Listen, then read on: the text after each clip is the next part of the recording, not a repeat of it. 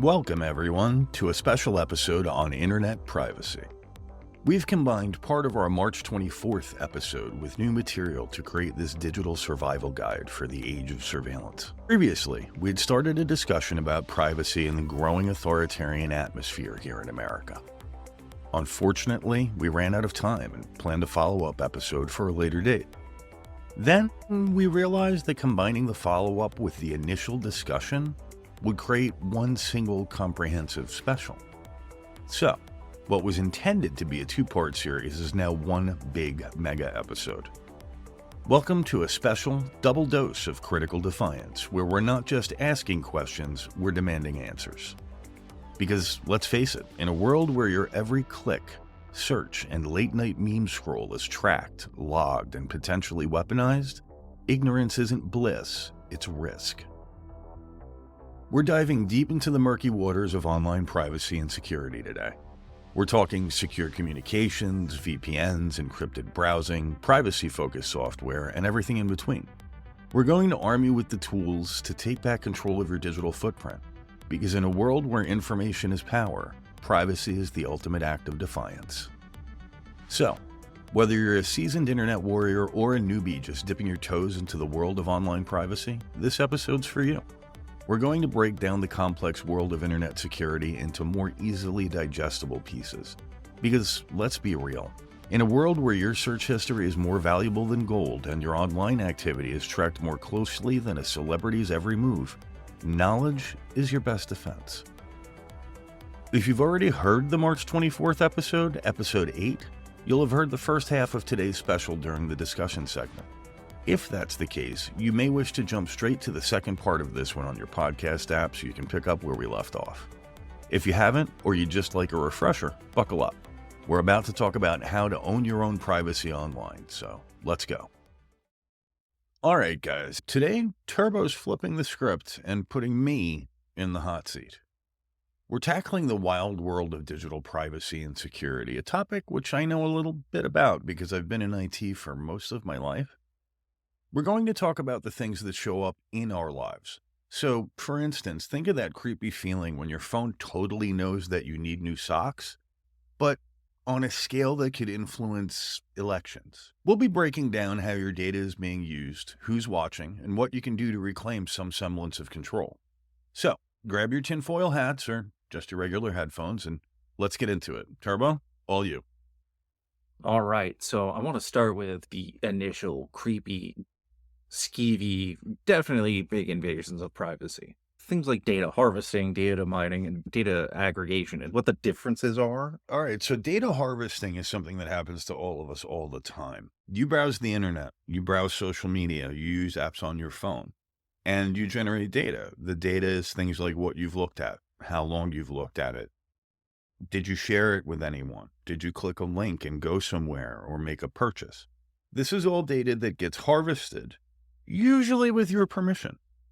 And that's something that most people don't catch because none of us really read the terms of service or the end user license agreement. Most of the time, no. No, most of us don't. But when you look at them, what you find is that those types of actions and other basic data about your use of pretty much anything from a website to a search engine to an app on your phone can and will be used and repurposed. So that's data harvesting. They're basically taking the data that you're generating using their product. Okay, let's take Google as an example.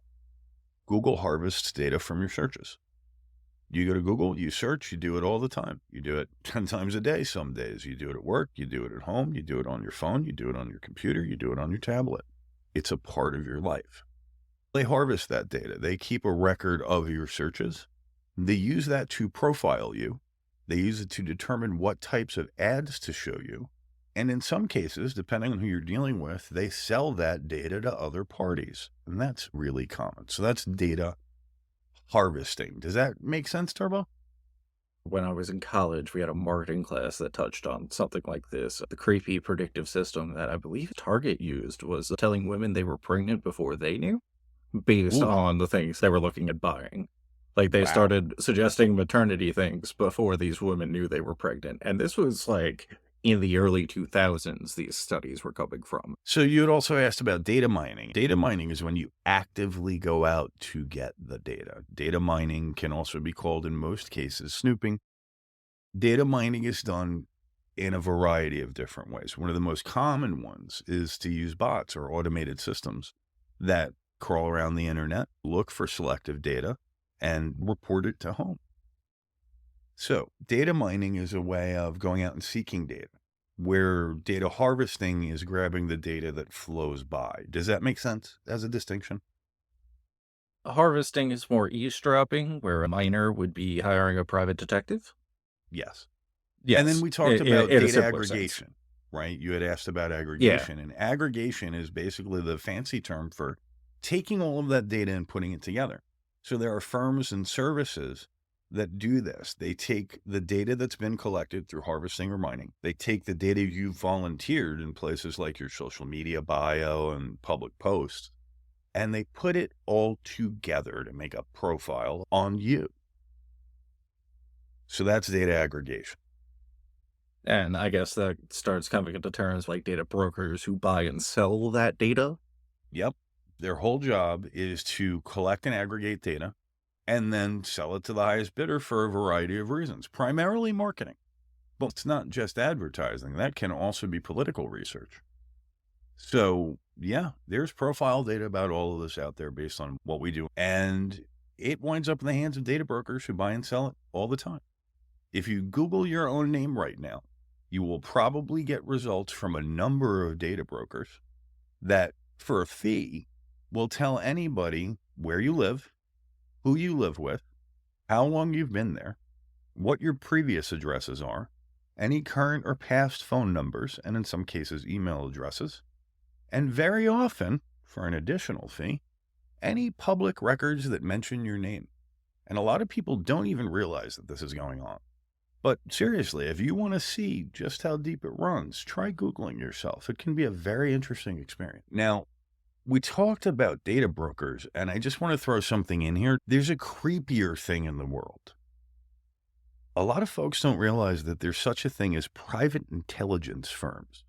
There are privately held intelligence interests throughout the world, a number of them in this country, whose job it is to do all of this: harvest, mine, aggregate, and then ultimately analyze everything so that they can answer questions of agencies like the CIA or the FBI or the highest bidder. That's nefarious. It's creepy, right?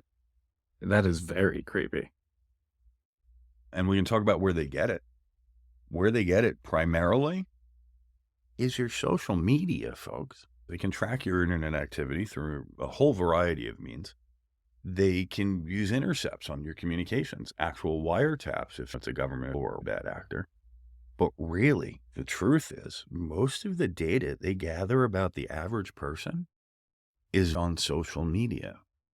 See, the thing is, when you're on social media sites, you're creating this broad overview of you, your life, your interests, and who you're interacting with in public. And that's the thing you have to remember, guys. When you're online, you are in public. I don't care if you're sitting home. The internet is a public place. So, does that really work like the photography laws? If you're in an open space, people don't need your permission to photograph you. So that's why they can get away with that. For the most part, people don't need your permission to read your content that you have made publicly available. Courts typically view that as broadcasting your information as opposed to sharing it. I could see that. Most people put out so much information about themselves and don't realize it. They do it in tiny little chunks, a little bit here, a little bit there, post here, comment there, check in here. What are ways to prevent these people from getting my data, or any steps or things I can do to help make them have a tougher time reading me? I think where I would start for most people, and I know it's going to sound like silly, common stuff that you've heard and been beat over the head with 1,000 times, but make sure your passwords are good. Make sure you've got really solid passwords that can't be guessed. That means no personal information in them. That means no names in them. That means no birthdays in them, no significant numbers. You want stuff that's as close to random as you can possibly get. You can make it memorable by using combinations of words that you normally wouldn't. Or you can do what a lot of us do nowadays and get a password manager. And there are some really good ones out there. There are even a couple good free ones out there. What a password manager does is eliminate the most common problem that people have that causes them to make weak passwords. It will save all of your passwords. It will store them in a secure fashion. And then when you need to enter them, it will do it for you. The only thing that you have to do is remember one password to lock and unlock it. So you sort of got this vault or keyring that automatically does it for you, as long as you remember one good password. Most of these pieces of software do a great job at generating really hard to break passwords for them to store. So seriously think about getting yourself a password manager. And I think along with the password manager, use two-factor authentication whenever you can. Anytime that you're dealing with banking data, personal or privileged information, health information, anything that you want to make hard for hackers to get their hands on, turn on two-factor or what they sometimes call multi-factor authentication. An example of this is most banks. You log in with your password, they send a text message to your phone with a 6-digit number, and you key that in. The reason that you're doing that, just so you understand it, is to make it vastly harder for someone to steal your credentials. Now, instead of just asking for your password, we're asking for something you physically have as well, your phone in this case. And without getting access to that phone, somebody who's stolen your password can't get in. So that's why it's done, and that's why we recommend it.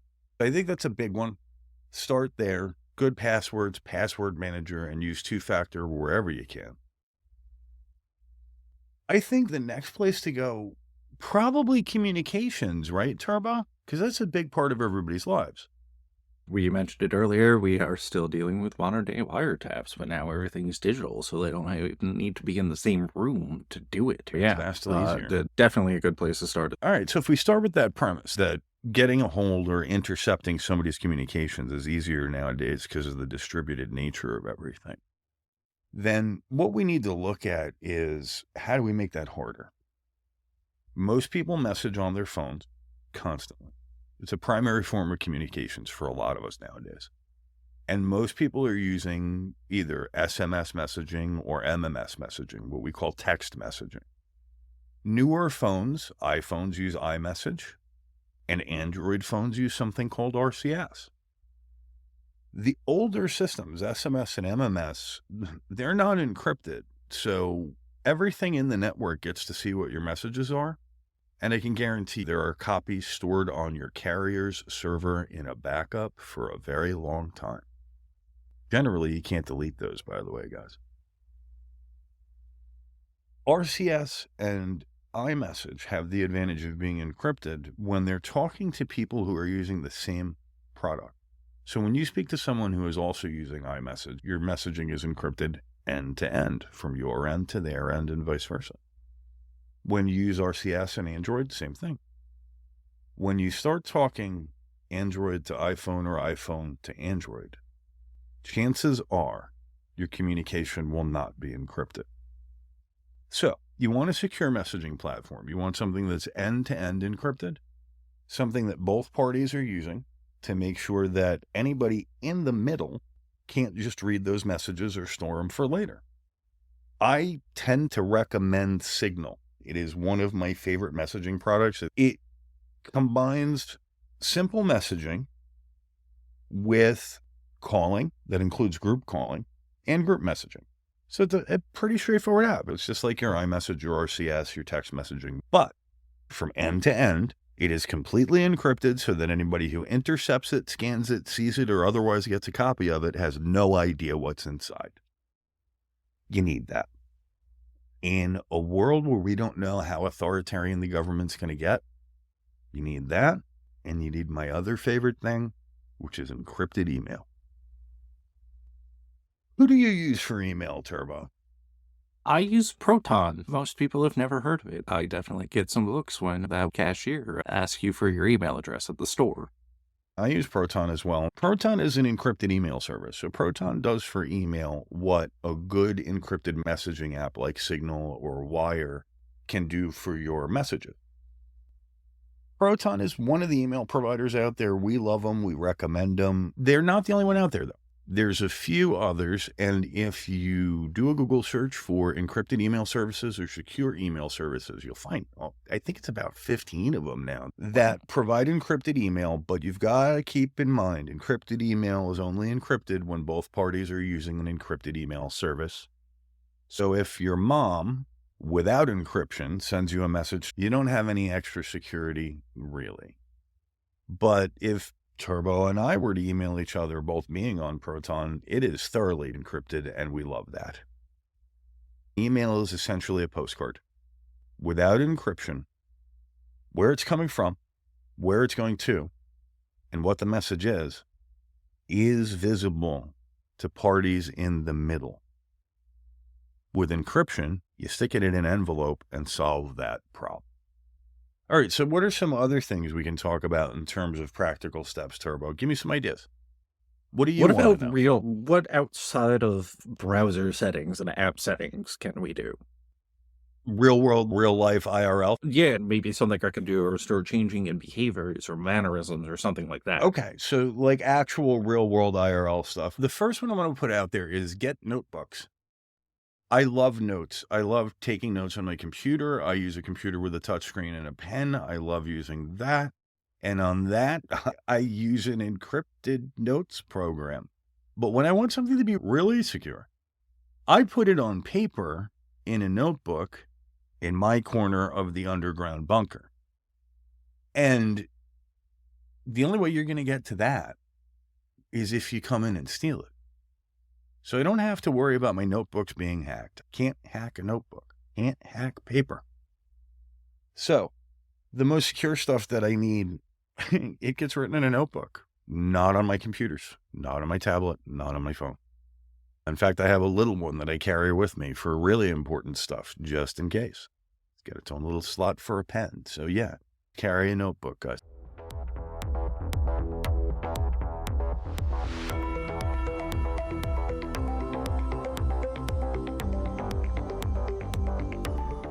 Hey folks, welcome back.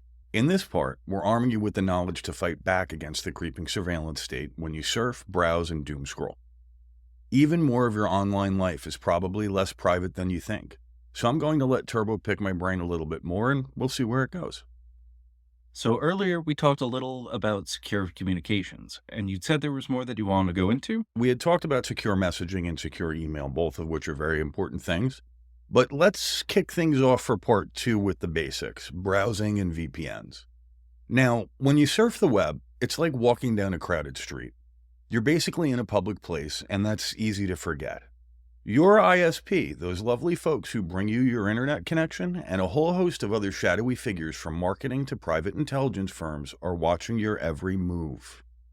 That's where a VPN comes in. Think of it as a digital invisibility cloak.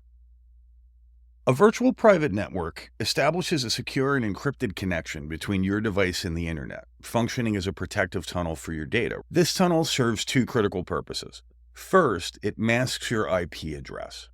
Your IP address is like your digital home address, folks, and revealing your location and potentially allowing others to track your online activities goes with it. A VPN conceals your actual IP address by assigning you a temporary one from a remote server, making it a lot harder for anyone to trace your online activity. That added layer of anonymity can be particularly crucial when using public Wi-Fi networks, which are often unsecured and susceptible to eavesdropping. Think hotels, coffee shops, libraries, stuff like that. Second, and just as important, a VPN encrypts your data. Encryption scrambles your data with a digital key, rendering it pretty much unreadable to anyone along the way or who might intercept it. This process transforms your sensitive stuff, such as login credentials and bank details, your browsing history, you name it, into an indecipherable code that can only be accessed with the correct decryption key. So this safeguards your data from hackers, cyber criminals, and even your internet service provider, because they tend to sell what you do online to marketing companies. The whole thing is about ensuring that your online activity remains private and confidential. By masking your IP address and encrypting your data, a VPN gives you a robust defense against online surveillance. It guards against data breaches. It helps you when it comes to identity theft.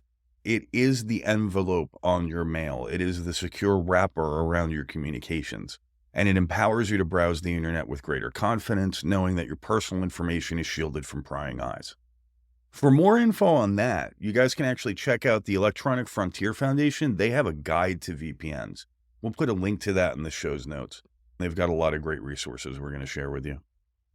Okay, so here's one. When most of us connect, one of the things that we do most often is search for stuff. Whether it's news, information, entertainment, the things that you type into Google every day. How can we protect ourselves? If we're going to talk about search, yeah, it's a thing we all use, but the trail that you leave behind is kind of massive. It's really creepy, actually. Every search query, every click, it all gets logged somewhere. Think of it like you're leaving digital footprints in the sand, and those footprints lead right back to you. Be mindful of the terms you use when you're searching. That should be obvious, but be careful. Avoid clicking on any of those sketchy looking links, the ones that are ads that come from websites you've never heard of, or the ones that promise a free iPad if you just enter your social security number. Spoiler, it's not free. The other thing I think that's really important is consider switching to a privacy-focused search engine, something like DuckDuckGo or StartPage. They don't track your searches, which is a breath of fresh air in this data-hungry world, right? Remember that your search history is a goldmine for advertisers and data brokers. It sticks around for a long time, and in many cases, it's merged with things like your location data. So using something like StartPage or DuckDuckGo is a great place to start when it comes to search. VPNs give us that secure wrapper. Using the right search mechanism gets rid of search records. What do you want to talk about next? I know a lot of people who don't even bother to look at anything unless it's through social media.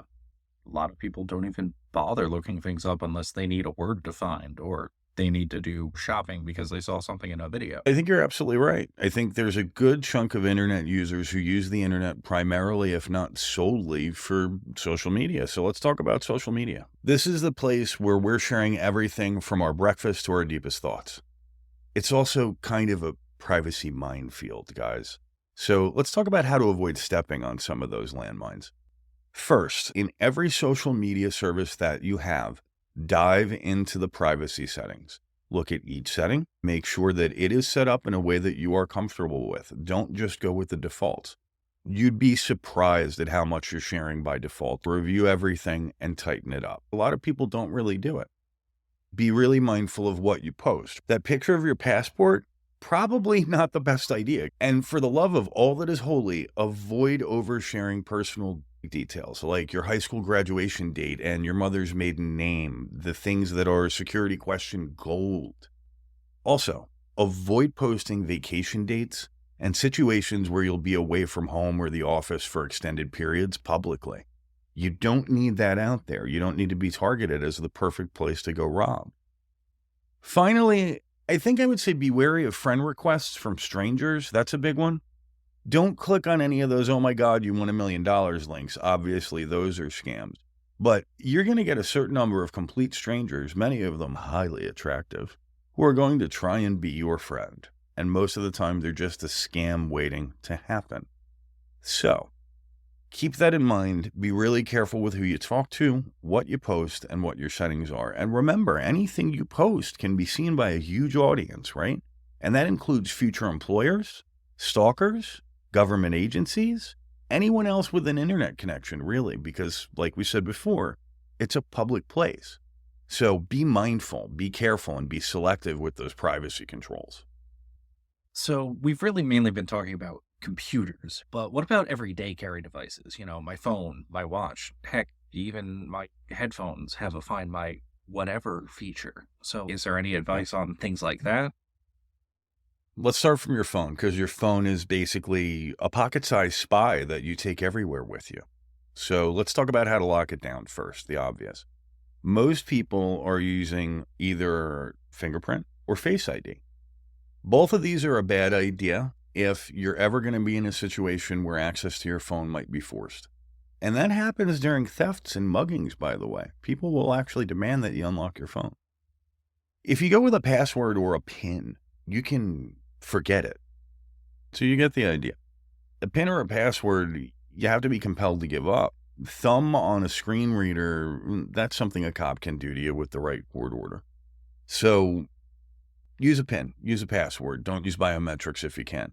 If you do use them and you have an Android phone, you've actually got this cool thing called lockdown mode. And in lockdown mode, you have to enter your PIN or password. Biometrics won't work anymore. And it disables the port on the bottom of the phone. So it makes it harder for anybody to get to the data that's stored on it. That's kind of cool. Now, you had asked about Find My and Find My devices and, the Find My networks that everybody's got. Apple's got one. Google's got one. Life 360 has one that used to be called Tile. This stuff is crucial, right? Now, there's an upside. If your phone gets stolen, you can track it, you can lock it, you can even wipe it remotely. It's like having a digital leash on your phone and your data, which is great, but it also has a downside. It creates a very detailed log of everywhere you've been with your devices. So, decide if you want that kind of real-time tracking in your life. If you don't ever see yourself using the Find My features, turn them off because they're killing your battery and they're storing your location pretty damn frequently. They both have values, they both have trade-offs, but make your own decision. All right. How does that bigger from the top down umbrella nefariousness come into play with these? I think I know where you're going with this. So, you think location tracking is just your phone pinging a satellite, right? No. Welcome to the 21st century, folks, where your every move is a data point. Yes, GPS is the OG of location tracking, and surprise, surprise, it's jammed into pretty much everything we have these days. Phones, watches, fitness trackers that know when you're hitting the donut shop instead of the gym. They're all broadcasting or recording your coordinates. It's kind of creepy. But here's where it gets really creepy. Bluetooth. Add that to the mix, and suddenly every device connected to those GPS-enabled gadgets is also a potential tracker. Your earbuds, your smartwatch, even your car's infotainment system. They all start whispering location data, and that data can be picked up by anybody who's listening. It's like a digital breadcrumb trail. Someone's always hungry for those breadcrumbs, so watch it. Some devices, they're real-time stalkers, constantly updating your location. Your phone does that. That's how you can pin it down if you lose it. Others, though, like earbuds or AirPods, are more like digital ghosts, right? They leave behind a last known location snapshot. So it's the difference between being followed by a live drone and finding a picture of yourself on a milk carton. But either way, somebody knows where you've been or where you are. So we've talked about the big, obvious privacy concerns, but what about those very often skipped over settings? The optional data and optional diagnostic data that always tells you that it's to make the product better. Is that just guys to play into all of this data collection? Sure, yeah. A lot of the data collection that goes on legally, you have to opt into, and these are excuses to get you to opt into it. When they're asking for diagnostic data, generally it's at least partially legitimate. It's information they would use to resolve problems or issues in the event of a crash. And a lot of apps and devices will report their crashes back to home so they can be improved. But the data that goes into those diagnostics can be very detailed and very personal. So I leave it off.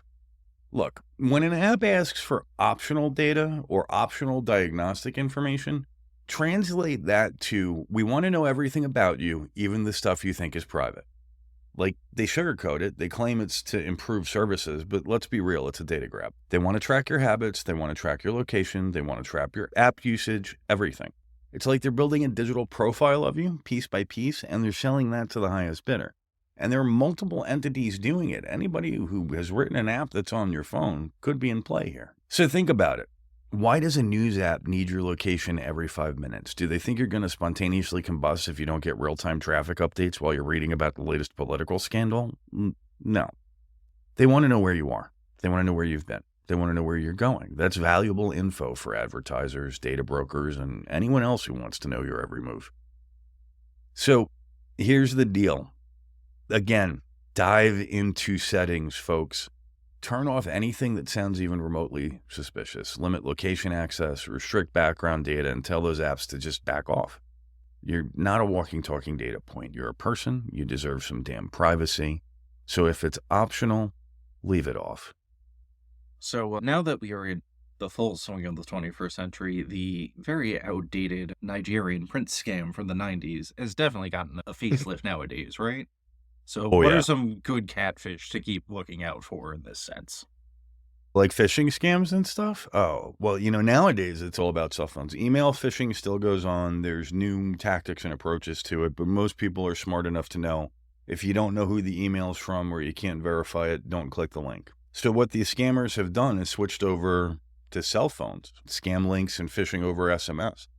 It's becoming increasingly prevalent nowadays. These are like the digital equivalent of some shady guy in a trench coat offering you a Rolex for $10.